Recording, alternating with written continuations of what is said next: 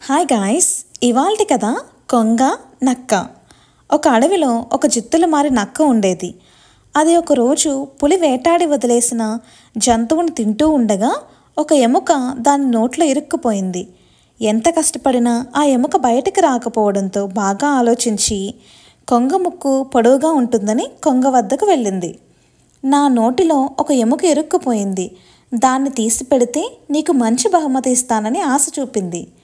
కొంగ సరే అని దాని నోటిలో తలపెట్టి ఎముకను బయటకు తీసింది. ఎముక బయటకు వచ్చిన తర్వాత అక్కడి నుండి వెళ్ళిపోసాగింది నక్క. కొంగ ఎదురెళ్ళి, అదేంటి, ఎముక తీస్తే బహుమతి ఇస్తానని చెప్పావుగా అని ప్రశ్నించింది. నువ్వు నా నోట్లో తలపెట్టినా నిన్ను తినకుండా వదిలిపెట్టాను చూడు, అదే నీకు నేను ఇచ్చిన బహుమతి అని చెప్పింది నక్క. ఈ కథ నీతి ఏమనగా, చెడు చేసేవారికి మంచి చేయాలని చూసినా వారు కృతజ్ఞత చూపించరు.